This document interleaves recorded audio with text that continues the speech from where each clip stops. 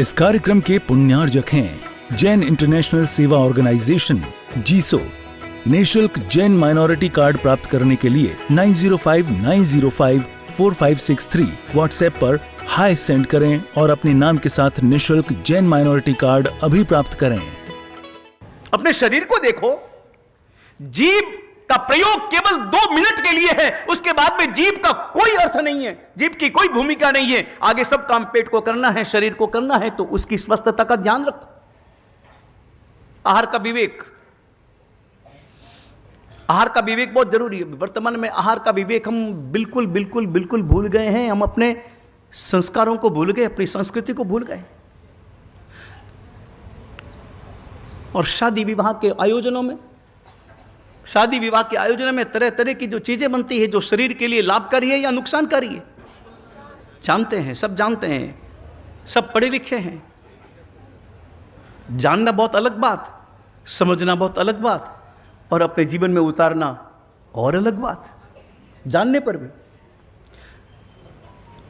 और मैंने कई बार ऐसा सुना है कि शादी विवाह, आधुनिक लोगों के शादी विवाह के समारोह में जो वस्तुओं के नाम रखे जाते हैं,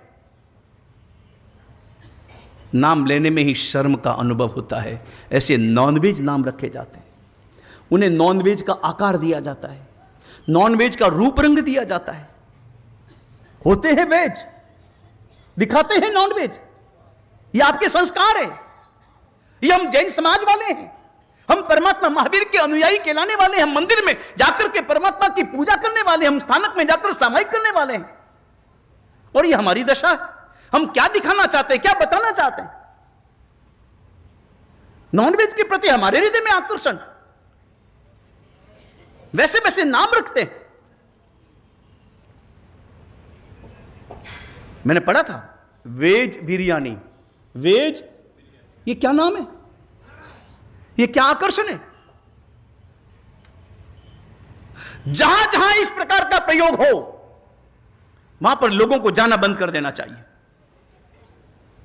वहां प्रवेश ही वर्जित है।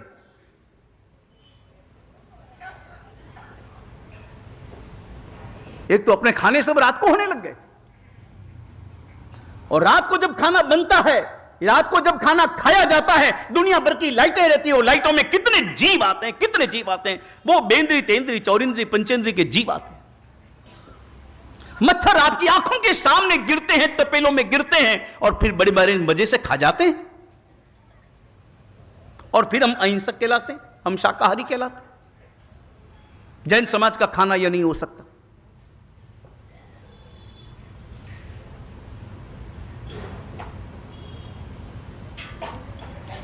और फिर भी खाने तो बोलेंगे नहीं, राज को थोड़ा शो होता है। बात, शो का अर्थ क्या है? शो की क्या परिभाषा है? शो क्या दिखाना है? अभी एक कोई शायद पूना की घटना है या जलगांव की घटना है, मुझे याद नहीं रहा, नाम भी याद नहीं रहा, डायरी में लिखा है। एक अति संपन्न परिवार के घर में शादी, शादी में कुल खर्च, अति संपन्न परिवार, शादी में कुल खर्च 10,000 रुपया, शादी में कुल खर्च 10,000 रुपया, शादी के निमित्त खर्चा 50 करोड़ रुपया। शादी में कुल खर्च, शादी के फंक्शन में कुल खर्च 10,000 रुपया, लेकिन शादी के निमित्त खर्चा 50 करोड़ रुपया। उसने 100 मकान बना करके अपने सादरीमी भाइयों को बांट दिए शादी के निमित्त। वो खाना आपको याद रहेगा, वो फंक्शन आपको याद रहेगा, या ये कार्य आपको याद रहेगा? ऐसे कार्य, ये जैन समाज के कार्य हृदय में अनुमोदना के भाव जगते हैं। नंबर 1, तन की स्वस्थता चाहिए तो आहार में विवेक, खाने में विवेक, भोजन में विवेक। नंबर 2, मन की स्वस्थता चाहिए तो विचारों में विवेक। मन की स्वस्थता, आपके मन को खराब करता कौन है? आपके मन को खराब करता है आपके दुर्विचार, आपके भीतर में चल रहे पूर्वाग्रह, हठाग्रह, दुराग्रह। विचारों का विवेक जरूरी है, तय मुझे करना है, विचार अपने हाथों में है। और नंबर 3, चैतन्य में स्वस्थता चाहिए, चेतना में स्वस्थता चाहिए, आत्मा में स्वस्थता चाहिए, जो हमारी मंजिल है। आत्मा में स्वस्थता चाहिए तो दृष्टि का विवेक जरूरी है। ये 3 दृष्टियां, 3 बातें हमेशा आप अपनी डायरी में अंकित करके रखें।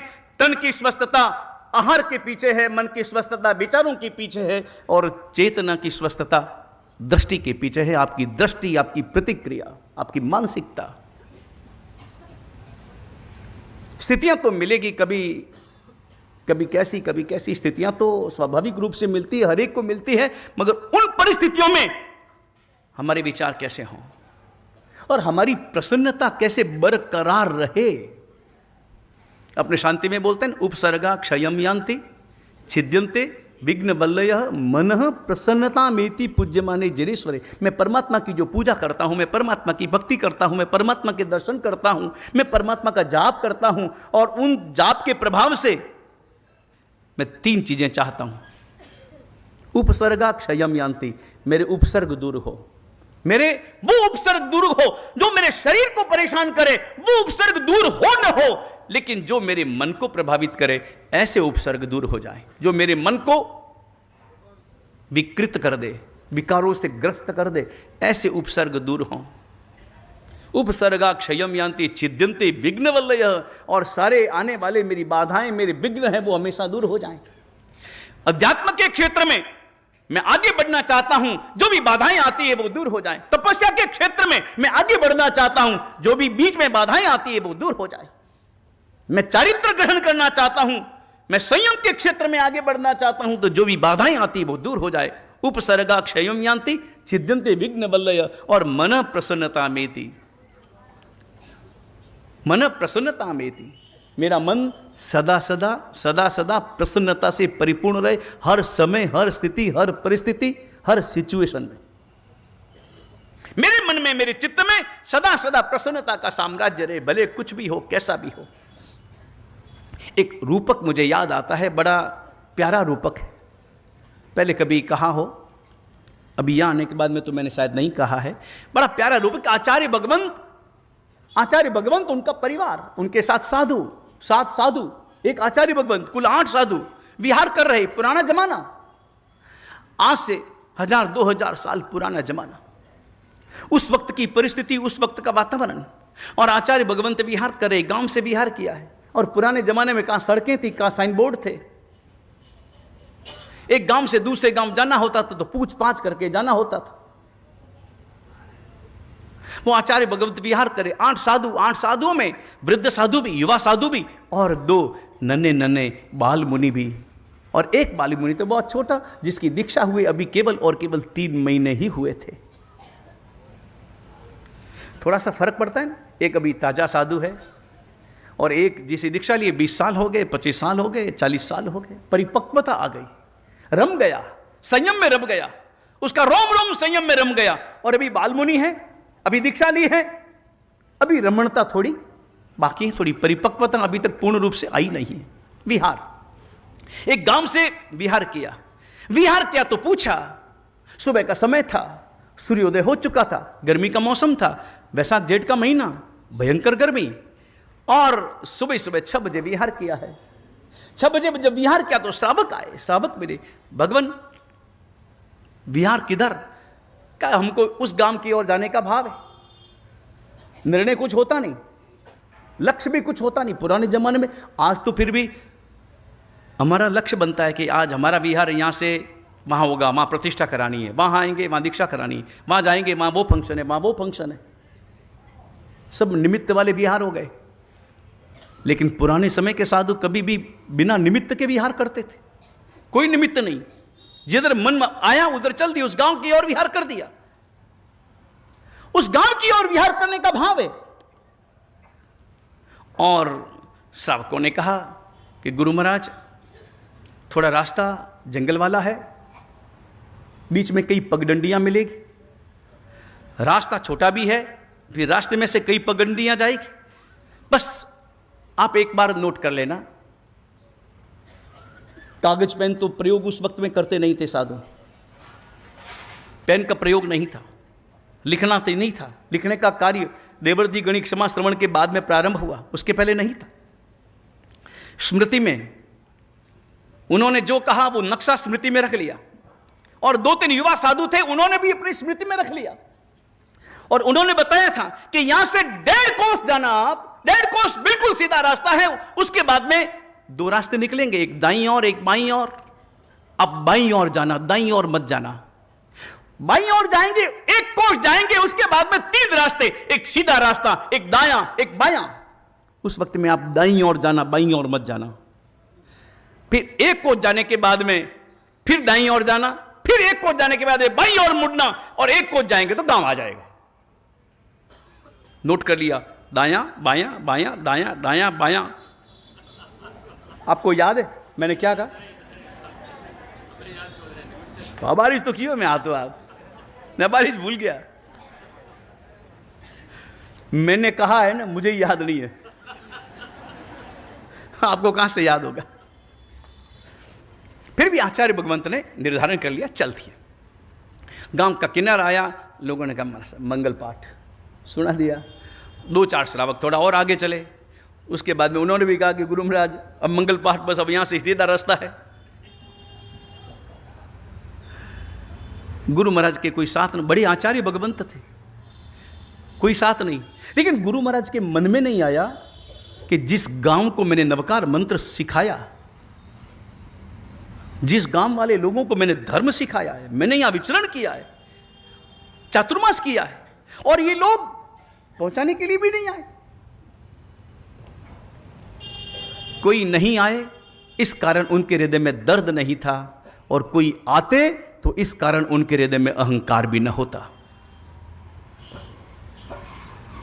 हमारे हृदय में 2 ही बात होती है, हम 2 ही काम करते हैं, या तो दर्द का अनुभव या अहंकार का अनुभव, या तो क्रोध का अनुभव या मान का अनुभव। आपने अपने बेटे से कहा कि बेटा ये काम कर, काम सौंपा, बेटे ने कर लिया, अहंकार, छाती, बेटा मेरा है, काम कैसे नहीं करेगा, अहंकार। नहीं किया, गुस्सा, बेटा हो करके मेरा काम नहीं करता। 2 ही बातें हैं ना आपके जीवन में, या तो क्रोध है या फिर मान है, अहंकार है। बस समभाव में कब जियोगे? मन में यह आना चाहिए कि जब आपने काम सौंपा और कर लिया, तो आपके मन में आना चाहिए कि मेरा अहंकार नहीं, ये बेटे का विनय है। और अगर नहीं किया तो मन में यह आना चाहिए कि उसने गलत नहीं किया, बल्कि मेरी पुण्याई कम पड़ गई। यह भाव मन में आता है नहीं? आज से शुरू कर दो, आज से ये 2 बातें आप शुरू कर लो, आपके जीवन के लिए बहुत लाभकारी है। आपके जीवन में कभी भी अशांति पैदा नहीं होगी। अशांत खुद होते हैं, जानबूझकर होते हैं, क्रोध करके अशांत होते हैं, मान करके अशांत होते हैं। अगर अपने मन को बदल दो, अगर आपने काम सौंपा, कर लिया, उसका विनय, आपका कुछ नहीं। और अगर नहीं किया, मेरी पुण्याई कमजोर पड़ गई, मेरा पुण्य नहीं, उसकी गलती नहीं है, मेरा पुण्य नहीं है। अगर ये विचार कर लें तो ये झगड़ा कहीं हो ही नहीं, न तो बाप बेटे में हो, न सासू बहू में हो, न भाई भाई में हो, झगड़ा ही ना हो।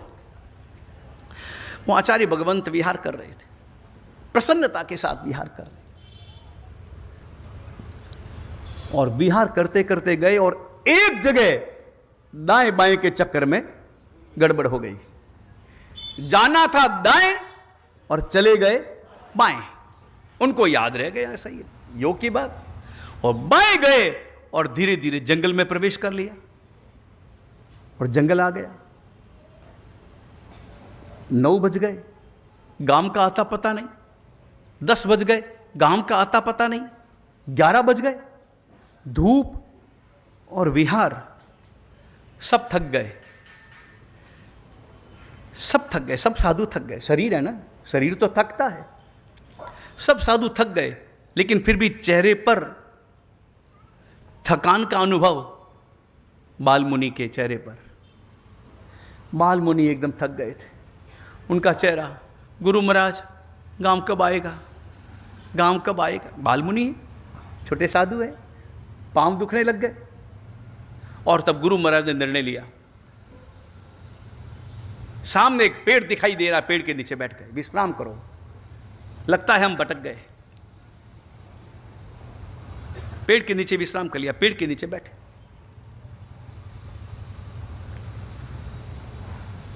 मुझे सबको संभालना है ना, सबको देखना है ना। माना कि युवा साधु और चल सकते हैं, मगर बालमुनि नहीं चल सकते, वृद्ध साधु भी अब कमजोर पड़ गए। बैठे, लेकिन प्यास लगी, गर्मी का मौसम और 11 बजे और इतना चलना, नौकार से आते ही प्यास लगती है। और दो साधुओं को, युवा साधुओं को कहा, जाओ गवेषणा करो और शुद्ध पानी, सूसता पानी लेकर के आओ। प्यास लगी भयंकर, सबको प्यास लगी। और आचार्य भगवंत ने आदेश दिया, दो साधु गए घूमने के लिए, खोजने के लिए। घूमते घूमते पहुंचे किसी डाणी में, नजदीक में कोई डाणी मिली, कोई खेत में कोई झोंपड़ा था, और वहां सूझता पानी मिल गया। जो भी सूझता पानी था, गर्म करके रखा होगा या त्रिफला का पानी होगा, वो सूझता पानी ले लिया। लेकिन पानी मिला थोड़ा, और प्यास तो सबको लगी थी ना। वो 2-3 दिन पहले शायद मैंने जिन माणिक्येश्वरी महाराज की घटना बताई थी ना, ये साधु जीवन में घटित होता है, बाकी जगह नहीं। वो साधु लेकर के चले पानी, पानी थोड़ा मिला। 8 साधु थे और 8 गिलास पानी मिला, और प्यास थी हर साधु को 5-5 गिलास की। 8 गिलास पानी पी ले तब भी प्यास न बुझे। वो साधु 8 गिलास पानी लेकर के पात्र में लेकर के रवाना हुए। प्यासे खुद थे, मगर मर्यादा, साधु जीवन की अपनी एक मर्यादा है। जीवन इच्छा से नहीं जिया जाता, जीवन हमेशा मर्यादा से जिया जाता है। इस कार्यक्रम के पुण्यार्जक हैं जैन इंटरनेशनल सेवा ऑर्गेनाइजेशन जीसो। निःशुल्क जैन माइनॉरिटी कार्ड प्राप्त करने के लिए 9059054563 व्हाट्सएप पर हाय सेंड करें और अपने नाम के साथ निःशुल्क जैन माइनॉरिटी कार्ड अभी प्राप्त करें।